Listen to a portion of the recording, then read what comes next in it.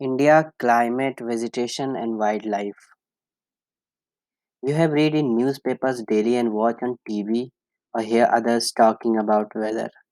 आप रोज न्यूज़पेपर पढ़ते हैं, टीवी देखते हैं और दूसरों से मौसम के बारे में सुनते हैं. You must know that weather is about day to day changes in the atmosphere. वातावरण में जो ये वेदर है डे टू डे चेंज होते हैं, इसकी जानकारी आपको होनी चाहिए. It includes changes in temperature. Temperature भी चेंज होता है, रेनफॉल भी होती है यानी बारिश भी होती है, सनशाइन सूरज भी उदय होता है और गुरूब होता है. For example, as such it may be hot और कोल्ड. जैसे कि गर्मी भी हो सकती है और ठंडी भी. सनी यानी धूप, एंड क्लाउडी यानी छाँव यानी बादल से भरा हुआ. विंडी यानी हवाएं चलती हुई और काम यानी हवा स्थिर रहे. तो डिफरेंट टाइप्स के एटमॉस्फेयर में चेंजेस होते रहते हैं. हवाएं चलती है, गर्मी होती है, कभी बारिश होती है, कभी सूरज चमकता है. तो डिफरेंट डिफरेंट चेंजेस हैं. You must have notice that, आपने नोटिस किया है कि when it is hot continuously for several days you don't need any warm clothing. जब कंटिन्यूअसली गर्मी रहती है तो आपको ठंडी के कपड़ों की ज़रूरत नहीं होती. You also like to eat और ड्रिंक कोल्ड थिंग, और आपको ठंडी चीज़ें खाना पीना पसंद होती हैं. In contrast there are days together you feel cold without woolen clothes and it is very windy and chilly. कई बार आपने ठंड महसूस किया होगा कि ठंड भी है, ठंडी हवाएं भी चल रही है. आपको बिना कपड़ों का बहुत मीन्स वुलन ड्रेसेस के बिना बहुत ही आपको ठंड महसूस हो रहा होगा, क्योंकि ठंडी भी है, हवाएं भी चल रही है. You would also like to have something hot to eat, और आपको कुछ गर्म भी खाने को दिल करेगा. Broadly, the major seasons recognized in India: cold weather season December to February. जो मेजर सीजन है इंडिया में वो कोल्ड है, जो दिसंबर से फरवरी तक होता है. हॉट वेदर है, गर्मी है, जो मार्च से मई तक होता है. फिर साउथ वेस्ट मानसून सीजन है यानी रेनी, जब बरसात का टाइम आता है वो जून से सितंबर तक होता है. Season of retreating monsoon. और फिर ऑटम आता है जिसमें जो अक्टूबर से नवंबर का समय होता है, यानी वो समय जब ठंड आ रहा होता है. कोल्ड वेदर सीजन और विंटर, या ठंड का मौसम, जाड़ा. During the winter season the sun rays do not fall directly in the region. ठंड के दिनों में सूरज डायरेक्ट चमकता नहीं है रीजन की ओर. जिस एरिया की ओर नहीं चमकता है डायरेक्ट, उस जगह ठंडी रहती है. As a result the temperature is quite low in northern India. तो उसका निष्कर्ष ये होता है कि टेम्परेचर लो रहती है. हॉट वेदर में सीजन कैसा होता है? समर हो यानी गर्मी. हॉट वेदर में सीजन सन रेज मोर और less directly fall in this region. तो जहाँ पे भी गर्मी होती है वहाँ पे डायरेक्ट सूरज की रोशनी पड़ती है, और जिससे टेम्परेचर बढ़ता है एंड बिकम्स वेरी हाई, और बहुत ही टेम्परेचर हाई हो जाता है. Hot and dry winds called लू. गरम और सूखी हवाएं चलती है जिसे लू कहते हैं. ब्लो ड्यूरिंग दोज डेज, उन दिनों फिर गर्मी वो बहती हैं वैसी हवाएं. Next, south west monsoon season यानी बरसात का मौसम. इस सीजन को अगर मार्क करें by onset and advance of monsoon, या तो ऑनसेट या मानसून का एडवांस होना, उसके जरिए हम इस सीजन को मार्क कर सकते हैं. क्योंकि the wind blow from Arabian sea and bay of Bengal towards the land. तो इधर जो हवाएं चलती है अरबियन सी यानी समुद्र, अरब सागर की ओर से चलती हैं और बंगाल की तरफ बहती हैं. They carry moisture with them when these winds strike the mountain barriers, rainfall occurs. तो क्या होता है जब ये हवाएं चलती हैं अरेबियन सी की ओर से, तो ये अपने साथ मॉइस्चर लाती हैं। फिर ये माउंटेन से स्ट्राइक करती हैं, यानी माउंटेन से गुजरती हैं तो टकराती हैं। और जो माउंटेन के ऊपर हवाएं होती है, सॉरी, माउंटेन के इर्द गिर्द जो क्लाउड्स होते हैं, फिर उनसे वो बारिश पैदा होती है। इन हवाओं के कारण सीजन्स और रिट्रीटिंग मानसून्स और ऑटम, वो सीज़न जो मानसून लाती हैं यानी ठंड, वैसा रिट्रीटिंग मानसून लाती हैं, यानी ऑटम का टाइम आता है जब अ, ठंड की शुरुआत हो रही होती है, पतझड़ का time. Winds move back from the mainland to the bay of Bengal. हवाएं जो है बैक वापस मुड़ती हैं बंगाल से। This is the season of retreating monsoons. The southern parts of India, particularly Tamil Nadu, Andhra Pradesh, receive rainfall in this season. तो हवाएं बे of Bengal की साइड से चलती हैं और तमिलनाडु आंध्रा की ओर जाती हैं, वहाँ के मानसून से, वहाँ के माउंटेन से टकराती हैं और रेनफॉल होता है। However, the climate is about average weather condition which have been measured over many years. जहाँ तक क्लाइमेट जो है वो, उसमें उसका जो वेदर है वो एवरेज होता है, एवरेज कंडीशन का होता है, जिसको मेजर किया गया है यानी ऑब्जर्व किया गया है कई सालों से।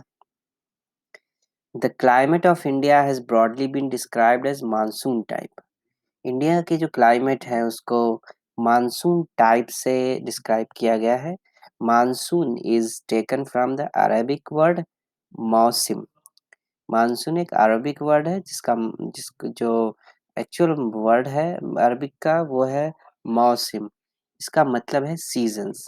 Due to India's location in the tropical region, most of the rain is brought by the monsoon winds. Monsoon, चूंकि इंडिया का लोकेशन जो है ट्रॉपिकल रीजन में है वर्ल्ड के मैप में, तो बहुत सारे ज़्यादातर जो बरसात है, पानी है, वो हवाओं के ज़रिए ही आता है। Agriculture in India is depend on the rains. India की जो कृषि है वो बारिश पे ही डिपेंड है। Good monsoons means adequate rain and a bountiful crop. अच्छे मानसून का मतलब है अच्छी बारिश होना और उससे अच्छे खासे फसल उगना। Climate of a place is affected by its location, altitude, distance from the sea and relief. Climate जो है of a place is affected, जो जिस जगह क्लाइमेट है वो लोकेशन की वजह से, लोकेशन के कारण इम्पैक्ट होता है उसका। मीन्स अगर क्लाइमेट सपोज कीजिए किसी एक जगह सेम, सपोज कीजिए क्लाइमेट है, हॉट क्लाइमेट है, कोल्ड है, तो उस क्लाइमेट में जैसा लोकेशन है डिपेंड करता है एल्टीट्यूड पे, distance from the sea and relief, तो उस टाइप का ही वहाँ पे वेदर होगा, उस तरह के ही क्लाइमेट में चेंजेस आएंगे। जैसे समुद्री किनारे किनारे ठंडी हवाएं ज़्यादातर चलती हैं, और फिर बारिश का भी बहुत ज़्यादा, बारिश की आशंकाएं रहती है। Therefore, we experience regional differences in the climate of India. इस तरह हम रीजनल डिफरेंसेस के कारण डिफरेंट क्लाइमेट का एक्सपीरियंस करते हैं इंडिया में। Jaisalmer and Bikaner is the desert of Rajasthan and are very hot. Jaisalmer और बीकानेर जो है वो एक रेतीली जगह है राजस्थान की, बहुत ही गर्म है। While Dras and Kargil in Jammu and Kashmir are freezing cold. जबकि द्रास एंड कारगिल जो जम्मू में एंड कश्मीर में है, वो बहुत ही ठंडी जगह है। Coastal places like Mumbai and Kolkata experience moderate climate. तो कोस्टल प्लेसेस यानी कि समुद्र किनारे की जगह है, जो कोलकाता कह लीजिए या कोलकाता है, मुंबई है, यहाँ मॉडरेट क्लाइमेट होते हैं।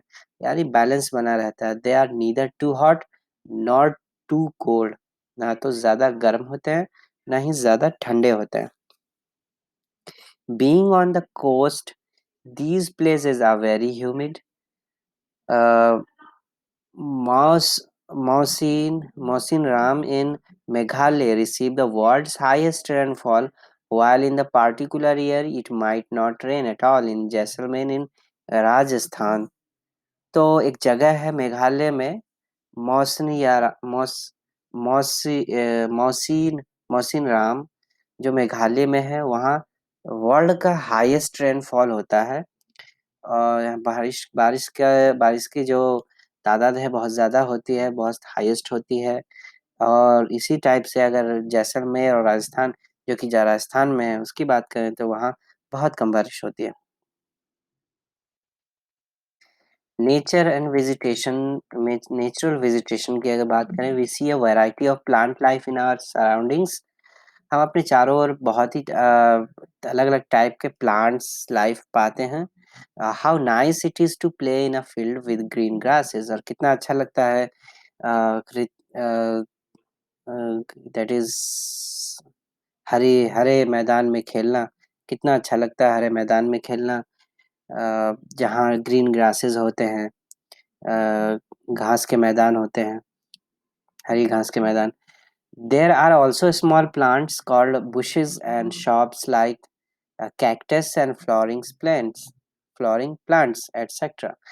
तो कुछ ऐसे भी प्लांट्स हैं स्मॉल, जो bushes और shrubs हैं। shrubs का harbs कहते हैं, एंड दैट कैक्टस का है, फ्लोरिंग्स प्लांट हैं। ये सारे भी वैराइटीज हैं इसमें। Besides there are many tall trees, इसके अतिरिक्त बहुत सारी टॉल ट्रीज हैं, लंबे लंबे पेड़ हैं।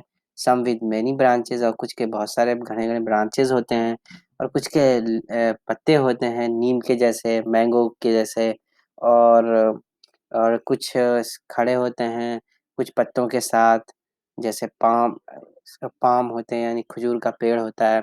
The grasses, herbs, herbs and trees which grow on their own without interference or help from human beings are called natural vegetation. कुछ ग्रासेस, जैसे ग्रासेस की बात, घास की बात करें, हर्ब्स की बात करें, तो ये वैसे पेड़ हैं जो बिना इंसानी मदद के खुद अपने आप नेचुरल बेसिस पे ये उगते हैं। Do you wonder how this differ from each other, क्या आपको मालूम है ये कितने क्या आपने कभी सोचा है इस बारे में कि ये एक दूसरे से कितना डिफरेंट होता है? Different type of natural vegetations are depend on different climate conditions, among which the amount of rainfall is very important. तो डिफरेंट टाइप्स के जो नेचुरल वेजिटेशंस होते हैं वो डिफरेंट टाइप के ही क्लाइमेट और कंडीशन पे डिपेंड रहते हैं, और इसी तरीके से ये डिफरेंट टाइप के क्लाइमेट्स में रेनफॉल बहुत ही इम्पोर्टेंट है, यानी बारिश जो है बहुत ज़रूरी है प्लांटेशन के लिए। Due to varied climate conditions India has a wide range of natural vegetations. तो बहुत सारे डिफरेंट डिफरेंट के क्लाइमेट्स हैं, इसलिए इंडिया में बहुत सारे डिफरेंट डिफरेंट के टाइप के नेचुरल वेजिटेशंस हैं। वाई आर फॉरेस्ट नेसेसरी, तो पेड़ पौधे यानी जंगल क्यों ज़रूरी है? Forest are very useful for us, जंगल जो है बहुत ही ज़रूरी है हमारे लिए। दे परफॉर्म वेरियस फंक्शंस, बहुत सारे फंक्शंस ये परफॉर्म करती है। प्लांट्स रिलीज ऑक्सीजन, प्लांट्स से जो ऑक्सीजन रिलीज होता है, that we breathe and observe carbon dioxide, और हम उससे दैट इज ऑक्सीजन को हम लेते हैं, और उसके बाद हम कार्बन डाइऑक्साइड को छोड़ते हैं। The roots of the plants bind the soil, जो जितने भी रूट्स हैं प्लांट्स के, ये सब की जड़ें जो हैं जमीन से ही हैं, मिट्टी से ही हैं। दस दे कंट्रोल सॉइल अर्सन, और इस तरह से ये जमीन को रोक के रखती है सॉइल अर्सन से। मीन्स जमीन ढहती नहीं है इन सब के कारण, क्योंकि जड़ें जो है फैली होती हैं। Forest provide us with timber for furniture, fuel, wood, fodder, medical medicinal plants and herbs, lac, honey, gum, etcetera. तो वो ये पेड़, जिसे हम कहते हैं टिम्बर, टिम्बर से हमें क्या मिलता है? जब जंगल हमें लकड़ी प्रोवाइड कराती है, जिससे फर्नीचर बनते हैं, फ्यूल निकलता है, फॉडर होता है, फिर उसके बाद मेडिकल में यूज़ होता है। और भी बहुत सारी चीज़ें जो हनी, गम, लैक, हर्ब्स ये सारी चीज़ें। Forest are the natural habitat of wild life. तो ये नेचुरल हैबिटेट है वाइल्ड लाइफ की, फॉरेस्ट जो है। Natural vegetation has been destroyed to a large extent because of the reckless cutting of trees. तो नेचुरल वेजिटेशन को आज के टाइम पे डिस्ट्रॉय कर दिया गया है लार्ज नंबर पे, क्योंकि डे बाय डे बिना किसी लिमिटेशन के पेड़ की कटाई हो रही है। We should plant more trees and protect the existing ones and make people aware of the importance of trees. और हमें क्या करना चाहिए, ज़्यादा से ज़्यादा पेड़ उगाने चाहिए और लोगों को अवेयर कराना चाहिए कि पेड़ कितना ज़रूरी है हमारे लिए। We can have special programmes like Van Maha Van Van Mahotsav. हमें एक स्पेशल प्रोग्राम चला सकते हैं, जैसे कि वन महोत्सव। उसमें लोगों को शामिल कर सकते हैं और हमारी पृथ्वी को ग्रीन बना सकते हैं।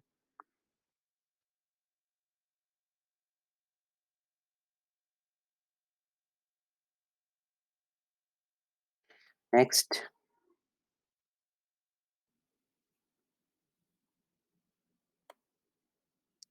Wild life. Forest are home to a variety of wild life. Forest जो है, जंगल जो है, घर है बहुत सारे जंगली जिंदगी का। They are the thousands of species of animals and a large variety of reptiles, amphibians, mammals, birds, insects, and worms which dwell the forest। बहुत thousands of हजारों की तादाद में ऐसे जानवर हैं, ऐसे स्पीसीज हैं जो, जैसे कि रेंगड़े वाले जानवर हैं, एम्फीबियंस हैं, फिर मैमल्स हैं, चिड़िया हैं, इंसेक्ट्स हैं, एंड वर्म्स हैं। ये सब जो है जंगलों में ही रहते हैं, वही उनका घर है। The tiger is our national animal. चीता चीता एक नेशनल एनिमल है। It is found in various parts of the country. और ये कंट्री के बहुत सारे हिस्सों में पाया जाता है। गिर फॉरेस्ट एक जगह है गुजरात में, वो घर है एशियाटिक लियंस का, यानी कि शेर का, एशियाटिक शेर का घर है गिर फॉरेस्ट जो गुजरात में है। Elephants and one horned rhinoceroses roam in the forest of Assam. Assam में आपको राइनोसोरस और हाथी मिल जाते हैं। Elephants are also found in Kerala and Karnataka. Karnataka और केरला में भी एलिफेंट यानी हाथी पाए जाते हैं। Camels and wild asses are found in the great Indian deserts. और ऊंट जो है वो सब पाए जाते हैं कहाँ, इंडियन डेजर्ट्स, रेतीली जगहों पे, रन जैसे कि Rann of Kutch respectively. Wild goats, जंगली बकरी, स्नो लेपर्ड्स, बियर्स, ये सारी चीज़ें पाई जाती है हिमालय हिमालय पे, यानी जहाँ पहाड़ी जगह होते हैं। Besides these many other animals are found in our country as such as monkey, wolf, jackal, nilgai, chital. ये सारी चीज़ें हमारी ही कंट्री में पाई जाती हैं। India is equally rich in bird life. India equally rich है जिसमें बर्ड लाइफ में भी। पीकॉक है हमारा नेशनल एनिमल बर्ड है। Other common birds are parrot, pigeons, myna, geese, bulbul and ducks. ये सारे तरह के बर्ड्स हैं जो इंडिया में पाए जाते हैं। There are several bird sanctuaries which have been created to give birds their natural habitat। बहुत सारी जगह को प्रिजर्व किया गया है, उसको वर्ल्ड बर्ड सेंचुरीज घोषित किया गया है ताकि बर्ड्स का होम जो है वो प्रोटेक्टेड रहे। These provide the birds protection from hunters. इस तरह से जहाँ बर्ड सेंचुरीज होती है वहाँ पे लोगों को आज़ाद अनुमति नहीं होती है कि वो उसको हंट करें। क्या आप नाम क्या बता सकते हैं कॉमनली ऐसे 5 एरिया जहाँ बर्ड सेंचुरी है? There are several hundreds of species of snakes found in India। बहुत सारे अलग-अलग तरह के स्पीसीज हैं ये सांप के जो इंडिया में पाए जाते हैं। कोबरा है, क्रेट्स है, ये इम्पोर्टेंट हैं। कोबरा और क्रेट्स जो इंडिया में पाए जाते हैं। Due to cutting of forest and humans, several species of wildlife of India are declining rapidly. और चूंकि फॉरेस्ट की कटाई हो रही है तो बहुत सारे स्पीसीज विलुप्त हो रहे हैं। Many species have already become extinct, और बहुत सारे तो पहले ही खत्म हो चुके हैं। In order to protect them, many national parks, sanctuaries and biospheres reserves have been set up, और इन सबको प्रोटेक्ट करने के लिए नेशनल पार्क बनाए गए हैं, सेंचुरीज बनाई गई है, बायोस्फीयर बनाया गया, रिजर्व्स बनाए गए हैं जहां इसको प्रोटेक्ट किया जा सके। Government also has also started Project Tiger, Project Elephant to protect these animals। तो इन सारे एनिमल्स को प्रोटेक्ट करने के लिए गवर्नमेंट ने प्रोजेक्ट टाइगर, प्रोजेक्ट एलिमेंट नाम के ऐसे प्रोजेक्ट्स निकाले हैं। क्या आप नाम दे सकते हैं some of the sanctuaries of India and locate them on a map? क्या आप नाम बता सकते हैं वर्ल्ड लाइफ सेंचुरी के कहाँ लोकेटेड है इंडिया में, मैप में बताइए। Can you can also contribute in conserving wild life. आप भी कंट्रीब्यूट कर सकते हैं वाइल्ड लाइफ को प्रिजर्व करने में, कंजर्व करने में। Can you refuse to buy things made from parts of bodies of animals such as their bones, horns, fur, skins and feathers. क्या आप भी कंट्रीब्यूट कर सकते हैं वाइल्ड लाइफ को बचाने में। उसके लिए आप करना क्या है, ऐसी तमाम चीज़ें हैं जो जानवर के बॉडी से, पार्ट से बनते हैं, ऐसी चीज़ों को आप ना खरीदें और रिफ्यूज़ करें। Every year we observe wild life week in the first week to October to create awareness of conserving the habitats of the animal kingdom. हम हर साल वाइल्ड लाइफ वीक ऑब्जर्व करते हैं, यानी एक वीक मनाया जाता है फर्स्ट वीक ऑफ अक्टूबर का। वो वाइल्ड लाइफ के ही डिवोट किया गया है, जिस समय हम वाइल्ड लाइफ के बारे में ऑब्जर्व, अवेयरनेस फैलाते हैं, लोगों को जागरूक करते हैं। होप आपको समझ में आया होगा। एक्सरसाइजेज हैं इसमें, 3 क्वेश्चन हैं। चलिए पहला क्वेश्चन है कि which winds bring rainfall in India. कौन सा विंड, जो कौन सी हवा जो होती है वो रेनफॉल लाती है, और ये इतना ज़रूरी क्यों है? तो ज़रूरी इसलिए है रेनफॉल क्योंकि क्रॉप सूखते हैं, यानी कि जो खेती बाड़ी होती है, कृषि होती है, उसके लिए बारिश बहुत ज़रूरी होती है। और कौन सी हवा है, उसके लिए हम ऊपर जाएंगे और देखेंगे कौन सी हवा चली थी जिससे रेनफॉल होता है। तो बताया जाता है रेनी सेशन। तो ये हवा है जो विंड ब्लो फ्रॉम अरेबियन सी और वेस्टर्न, ये जो वहाँ से हवा आती है अरबियन सी, अरबियन सी, अरब महासागर की ओर से जो हवाएं चलती है वे अब बंगाल की तरफ आती है। ये हवाएं हॉट वेदर सेशन में साउथ वेस्ट मानसून, साउथ से वेस्ट की ओर जो मानसून होता आता है, जो हवाएं आती है वही रेनफॉल लाती हैं। ठीक है। Name the different seasons in India. तो सीजन तो 4 बताए इधर, देख लीजिए आप खुद ही। कोल्ड वेदर, समर, विंटर कहिए, रेनी कहिए, समर कहिए, ऑटम कहिए। समझ गए, ये पूरे साल का 4 सेशन है, इन सीजन है इंडिया का। होप दूसरा समझे। तीसरा, व्हाट इज नेचुरल वेजिटेशन। वो पौधे जो बिना ह्यूमन हेल्प के उगती हैं, जैसे घास है, जैसे वो हर्ब्स था। तो इस तरह की जो चीजें हैं वो बिना किसी ह्यूमन मदद के उगती हैं, इसे ही नेचुरल वेजिटेशन कहा जाता है। फिर फॉरेस्ट भी है नेचुरल वेजिटेशंस, और उसके बहुत सारे फायदे हैं। होप आपको समझ में आया होगा। Thank you.